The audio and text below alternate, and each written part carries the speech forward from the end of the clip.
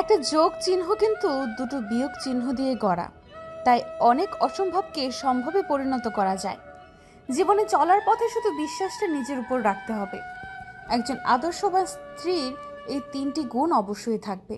এক, একজন আদর্শ স্ত্রী আত্মবিশ্বাসী হবে আর আত্মবিশ্বাসী নারী নিজের দাম্পত্য, শ্বশুরবাড়ি, সন্তান, ক্যারিয়ার সব কিছুকে সুন্দর মতো সামাল দিতে পারে।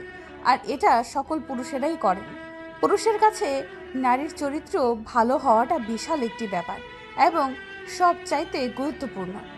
পুরুষেরা এটা নিশ্চিন্ত হতে চান যে স্ত্রী কখনো তাকে ধোঁকা দেবে না এবং একই সাথে একজন নারীরও কাম্য একজন চরিত্রবান পুরুষ।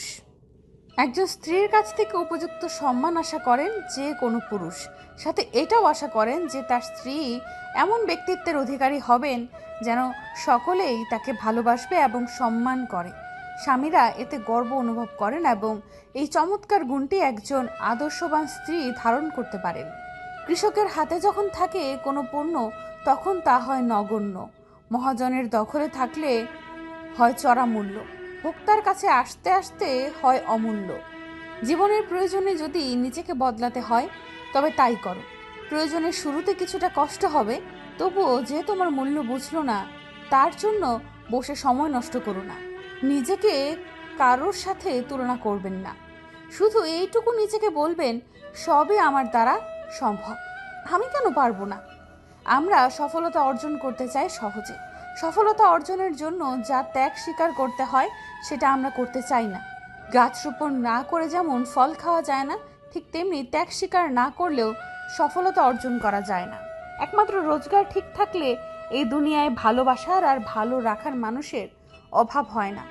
নিজের মনকে অন্যের খারাপ ব্যবহারের কারণে ভেঙে ফেলো না, বরং ভুলটা ভেঙে মনকে ঠিক রাখো। চালাক মানুষের এটা মনে থাকে না যে বোকা মানুষেরও মন থাকে, তাদেরও কষ্ট হয়।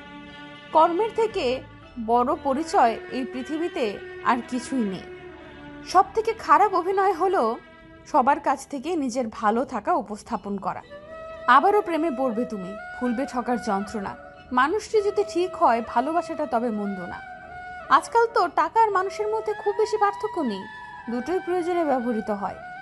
যদি কখনো প্রিয়জন আর বন্ধুদের ছেড়ে তোমাকে দূরে চলে যেতে হয়, কষ্ট পেও না, সত্যকে চলার সঙ্গী করে নিও। পরিচিত পৃথিবী থেকে যদি কখনো বিচ্ছিন্ন হয়ে যাও, তাহলে নতুন পৃথিবী গড়ে নিও। অসহায়কে সহায়, ভয়ার্ত হৃদয়কে সাহস দ্বারা দাঁড় করে নিও। সব আকর্ষণ ঠুনকো হবে, সব ভালোবাসার রং হারাবে যখন প্রায় বায়ুটা দেহ ত্যাগ করবে। মানুষ মাত্রই ভুল করে, কিন্তু প্রকৃত মানুষ সেই যে ভুলটা স্বীকার করে। জীবন কখনো কারোর জন্য থেমে থাকে না, কিন্তু কারোর জন্য জীবনকে থামিয়ে রাখার বৃথা চেষ্টা হচ্ছে বোকামি। টেনশন আর মানসিক চাপে তারাই বেশি থাকে যারা নিজের চেয়ে অন্যের কথা বেশি ভাবে।